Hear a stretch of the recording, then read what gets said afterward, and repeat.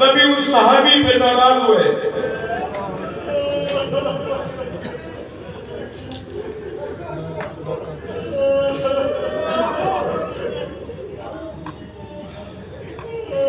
سفر سے لوٹے, فرمایا ام سلمہ میں آرام کر رہا ہوں, کوئی اگر مجھ سے ملنے آئے تو اسے کہتے ہیں کہ نبی سفر سے لوٹے, کچھ دیر کے لیے استراحت کر رہے ہیں.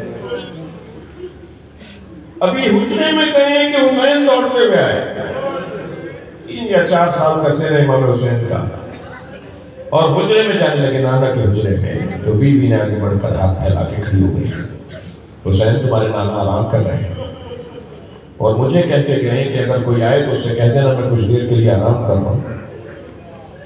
تو جس شوق سے, جس نشاط سے, جس خوشی سے دوڑتے ہوئے آئے تھے نا, ایک مرتبہ مایوسی میں لہجہ بدلا اور فرمانے لگے اماں مجھے بھی روکا ہے.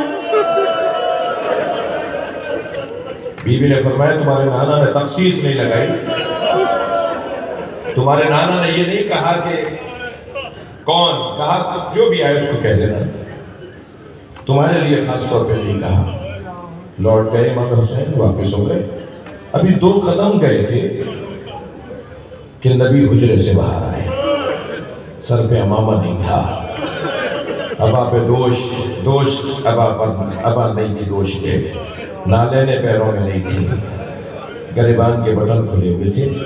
پہلے تو بیوی کو آواز دے کر تم نے حسین کو واپس کر دیا, اور آگے بڑھ کر حسین کو گود میں لے لیا اور اپنے حجرے میں لے گئے. بیوی فرماتی کچھ دیر کے بعد نبی کے رونے کی آواز, اجرکم اللہ اجرکم اللہ, مجلس بہت روحانی ہے, جب آپ کی آوازیں بلند ہوتی ہیں تو خاص دعائیں اہل بیت سے ملتی ہیں.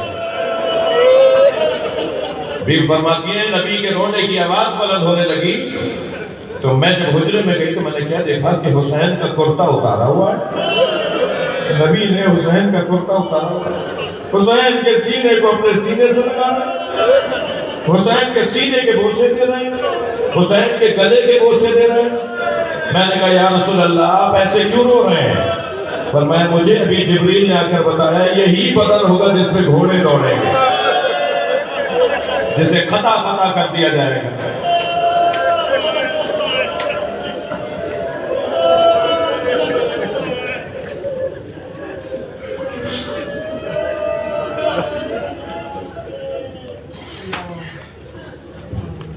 جب مدینہ منورہ چھوڑ کے جا رہے تھے نا, مدینہ کو چھوڑ کر جا رہے تھے,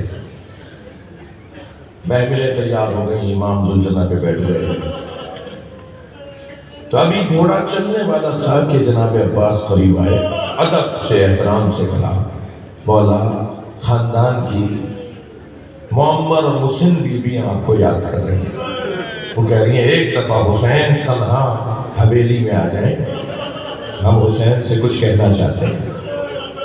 امام فوراً ذوالجلالہ سے اترے, حویلی میں گئے تو 3 معمر مسن بیویاں, ایک حضرت ام سلمہ ام المومنین زوجہ رسول بی بی کھڑی ہیں, نانی ہے امام حسین کی.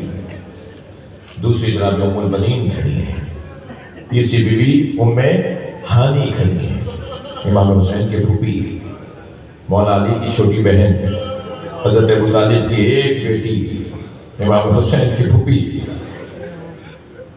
امام نے آگے بڑھ کے رشتے میں سب سے بڑی جناب ام سلمہ ہے, نانی ہے, ام المومنین ہے, نبی کی زوجہ ہے.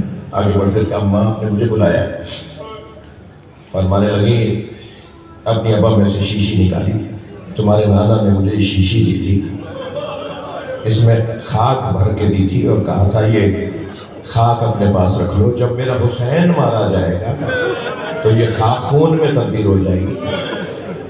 حسین مجھے لگتا ہے یہ وہی سفر ہے جس کے بارے میں تمہارے نانا مجھے بتا کے گئے. امام نے فرمایا ہاں اماں یہ وہی سفر ہے. بعض روایات میں ہے کہ امام حسین نے ایسے فضا میں ہاتھ بلند کیا اور پھر جب ہاتھ واپس کیا تو ہاتھ میں مٹی تھی. امام فرمایا اماں یہ مٹی بھی اس مٹی میں ملا ہے,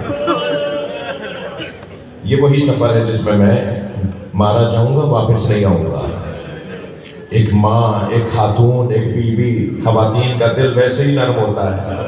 جب بیوی نے یہ سن لیا نا کہ حسین کہہ رہے ہیں میں اسی سفر میں مار دیا جاؤں گا، تو عصا ہاتھ میں تھی، 2 قدم آگے آئی، فرمانے لگی زینب کو چھوڑ جاؤ.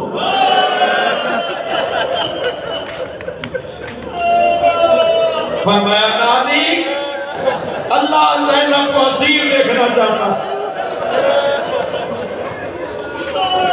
اللہ کا دین بچے گا جب زینب اسیر ہوگی. تو اجر و کمال اللہ آبادوں کو آزاد کریں گے. اللہ آپ کو کسی غم میں نہ رلائے سوائے غم اہل بیت میں، ہمیں رونے اور رلانے والوں میں قرار.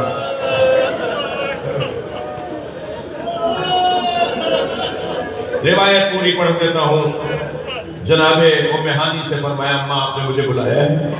تو فرمانے لگی حسین ہماری حویلی کا پرانا دستور ہے، ہمارے آباء و اجداد سے یہ دستور ہے، ہمارے گھر میں جب کوئی موت ہونے والی ہوتی ہے، ہمارے گھر میں جب کوئی پریشانی آنے والی ہوتی ہے تو جناتنیاں روتی ہیں. کل رات سے جناتنیاں رو رہی ہیں، مجھے نوحوں کی اور رونے کی آوازیں آ رہی ہیں. امام نے فرمایا اماں یہ میرا نوحہ پڑھ رہی ہے، انہیں پتا ہے کہ میں کہاں جا رہا ہوں. بی بی ام المنین سے پوچھا اماں آپ نے مجھے بلایا؟ کہا اے آقا زادے تمہارے بابا نے مجھ سے عہد اس لیے کیا تھا تاکہ اللہ مجھے شجاع بیٹا عطا کرے. اللہ نے مجھے 4 بہادر شیر بچے دیے. میں سوچتی ہوں کہ یہ عباس وفاداری میں کوتاہی نہ کرتا. امام حسین نے مڑ کر دیکھا، حضرت عباس کچھ فاصلے پہ کھڑے تھے. بلا کر کہا عباس اپنی اماں کو، اپنی ماں کو یقین دلاؤ کہ تم کتنے بڑے وفادار ہو.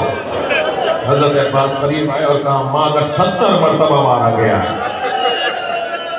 اور پھر زندہ کیا گیا حسین کو چھوڑ کر نہیں جاؤں گا.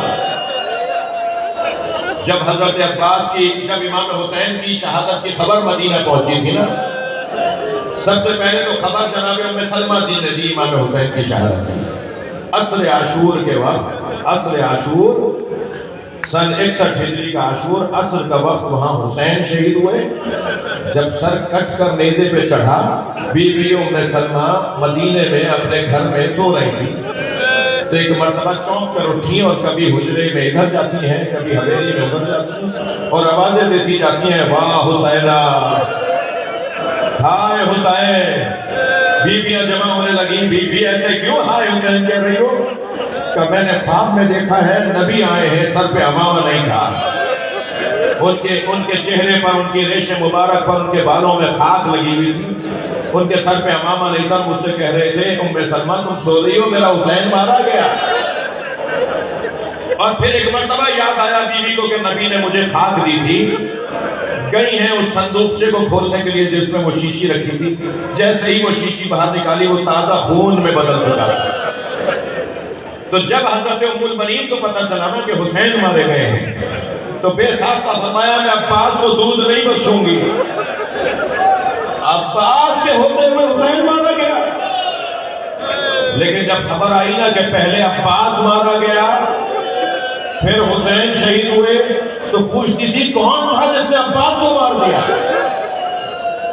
تو بتایا گیا کہ پہلے عباس کے بازو کاٹے گئے، پھر عباس کی آنکھ میں تیر مارا گیا، پھر عباس کے سر پہ گرز مارا گیا، پھر عباس کو قطع قطع ٹکڑے ٹکڑے کیا گیا. عزادارو حضرت عباس کا قد حضرت ابو طالب کے طرح دراز تھا. حضرت عباس ان چند بنی ہاشم لوگوں میں تھے جن کے قد بڑے دراز تھے، مگر حضرت عباس کا جب لاشا امام سجاد نے اٹھایا ہے نا تو چٹائی میں گٹھڑی بنا کر اٹھایا ہے. اس لیے کہ حضرت امام حسین کے جانے کے بعد ظالموں نے اتنی تلواریں ماری کہ جوڑ جوڑ علیحدہ ہو گیا. جب مولا سجاد نے لاشا اٹھایا نا تو لاشا ڈھلک جاتا تھا، لاشا ڈھلک جاتا تھا. امام نے چٹائی میں لپیٹا اور قبر کے حوالے کیا اور ایک مرثیے کا جملہ کہا چچا آپ کو کربلا مبارک ہو، میں شام کے بازار میں جا رہا ہوں پھوپھیوں کے ساتھ. تو جناب ام المنین اکثر کہا کرتی تھی مجھے اتنا بتا دو جس کے بازو نہ ہو وہ زمین پہ کیسے گرے گا؟ میرے عباس کے بازو کٹ چکے تھے، الفاظ تھوڑے سے زمین کی طرف الا لعنت اللہ علی محمد۔ یا اللہ ان آبادوں پر رحمت نازل فرما، رونے والوں کی